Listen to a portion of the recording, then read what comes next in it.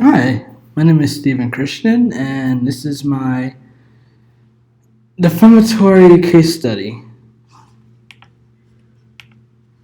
For the case with New York Times versus Sullivan, both parties was New York Times and L.B. Sullivan, and what led to the dispute was that the article published about Dr. King's arrest for perjury in Alabama, in which the New York Times said that Sullivan claimed that the article was pretty much had like allegations against the Montgomery, Alabama Police Department, was targeting him directly. He felt that the case, or I should say the article, was pretty much bad mouthing that the police department was doing bad with the demonstrators of the protest, as well as just talking pretty much bad about the police department and their procedures.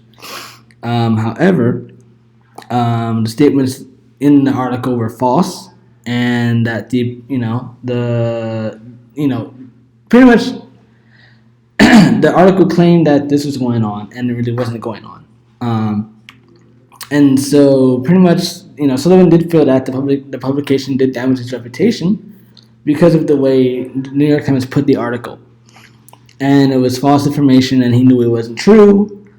And a lot of the elements pretty much was the main title with the article that was ran. Pretty much, it kind of set the tone for the whole article was the title, and I believe that titles obviously set the tone for whatever article you're reading, because you can read the title anyway, and all of a sudden oh, this is what it's about then. Okay, so that's just honestly my feel about the article and the case in general, as far as like how the New York Times kind of twisted it to make it go one way, and it ended up in a bad position for them, because at the end of the case, Sullivan was awarded the $50,000 in his favor, because the New York Times article did make it seem like the Montgomery Police Department didn't harass and harm the students when it really didn't happen. They made it seem like, oh, these guys are getting harassed and they're hurting them and whatever, and really that wasn't what was going on. And they should have just made it more factual instead of going off of what they think people would want to read. The next case, which is Gertz versus Welch, which was obviously I feel like it was a good case. Um, both parties, as Welch was who was a magazine publisher, and Gertz, who was an attorney. But I would say that Welch was a good company, but however Gertz was a private person due to him being an attorney. And then the statements that were made against Gertz was that he was a communist, frontier, and Leninist. Those were the two statements that were made against him, in which those that with the article confirmed the allegations against himself. And Gertz pretty much was like, "Well, are you sure this is true? This is not true about me." He called him out about it and wanted them to prove these statements are true. And obviously, the allegations did affect his reputation, because a lot of people believe like, oh, so if they said it, then it's true. It's kind of like the phrase now, everything on the internet must be true today. And so it's the same thing in an article.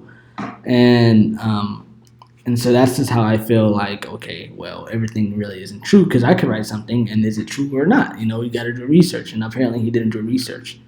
And one thing that I would have avoided was don't run an article at all, or at least talk to Gertz in the first place, because I feel like, honestly, Gertz would have appreciated if maybe someone would have talked to him instead of the article running without him, coming forward about allegations or anything like that. But I would say that here in Florida, we do have some some laws as far as defamation, which is like if a plaintiff, read an article that was published by the defendant and it was false, the statements were false, or maybe even the statements are false about a third party as well. And the defendant can also falsify a statement that causes injury to the plaintiff, meaning excuse me, meaning that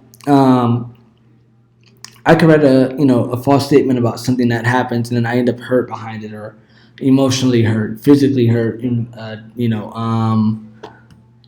pretty much physically, emotionally, mentally hurt behind whatever they said. I've seen a lot of those cases, with celebrities, how they would sue someone for defamation because they wrote an article or something about them, saying, "Oh, well, la la la la la la," and then it hurts them mentally and emotionally because it's emotional, it's mental, because it messes with your brain. And honestly, I've seen a lot of those cases come in and out, mainly with people, celebrities in general, and it's not pretty. People do it because they want clout, they want to be able to be heard, they want to start rumors, they want to start whatever, because they think, oh, well, this person's a bad person because they did this. Like for instance, like it's just a lot, and the best way to avoid it, is to just be a truthful person, right? Truthful articles, get to the source or sources, about what the topic is about or what you're writing about. Like if you're writing about a person, go to the person. Don't go off your opinion on that person. And then what ends up happening is you write something false about them, or they said something that was false, or you accuse them of doing something and they didn't do it.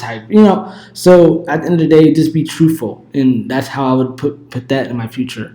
Is be truthful about it. Kind of get to know the person versus just thinking of something and writing it, and then it hurts them in the long run. At the end of the day, if you don't want someone to hurt you, don't hurt the person. That's pretty much how to go about the defamation. Is don't hurt them by writing something bad, and they won't hurt you by writing something bad. I mean, it goes both ways at the end of the day. And but yeah, and that's about it. And these are references, and thank you.